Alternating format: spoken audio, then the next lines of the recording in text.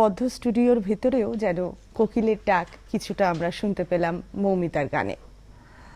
বসন্তের কোকিলের ডাকে যেমন দূরে থাকা বন্ধুকে মনে পড়ে, তেমনি বসন্তের মাতাল হাওয়া আমাদের মনে করায় অনেক না পাওয়াও, অনেক আক্ষেপও, অনেক আশাভঙ্গের বেদনাও। তেমনই কি কিছু আছে আমাদের অতিথি সিদ্ধার্থ কুমার দাশের স্মৃতিতে বা তার ভাণ্ডারে? চলুন একটি কবিতা শুনে নিই সিদ্ধার্থ কুমার দাশের কণ্ঠে। কবি সুনীল গঙ্গোপাধ্যায় কেউ কথা রাখেনি।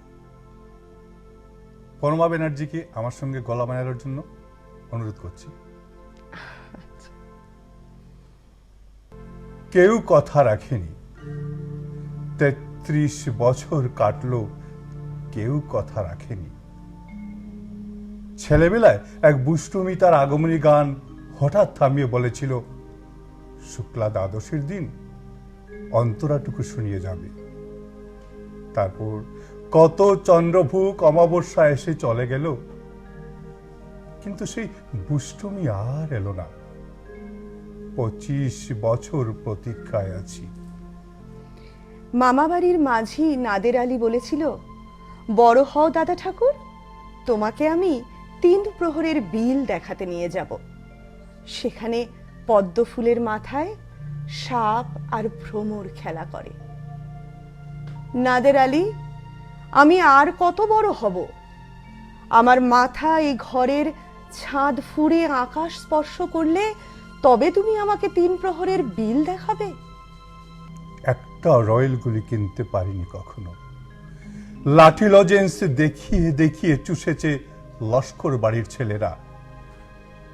ভিখারির মতন চৌধুরীদের গেটে দাঁড়িয়ে দেখেছি ভেতরে রাস উৎসব।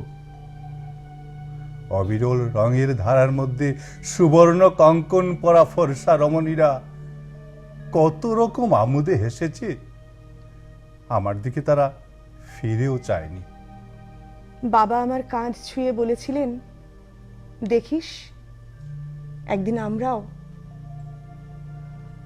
বাবা আজ অন্ধ, আমাদের দেখা হয়নি কিছুই। সেই রয়্যাল গুলি, সেই লাঠি লজেন্স, সেই রাস উৎসব আমায় কেউ ফিরিয়ে দেবে না। বুকের মধ্যে সুগন্ধি রুমাল রেখে বরুণা বলেছিল, যেদিন আমাকে সত্যিকারের ভালোবাসবে সেদিন আমার বুকেও এরকম আতুরের গন্ধ হবে। ভালোবাসার জন্য আমি হাতের মুঠোয় প্রাণ নিয়েছি, দুরন্ত ষাঁড়ের চোখে বেঁধেছি লাল কাপড়। বিশ্ব সংসার তন্ন তন্ন করে খুঁজে এনেছি ১০৮টা নীল পদ্ম। তবু কথা রাখেনি বরুণা। এখন তার বুকে শুধুই মাংসের গন্ধ। এখনো সে যে কোনো নারী। কেউ কথা রাখেনি, ৩৩ বছর কাটলো, কেউ কথা রাখে না। দারুণ দারুণ দারুণ দারুণ।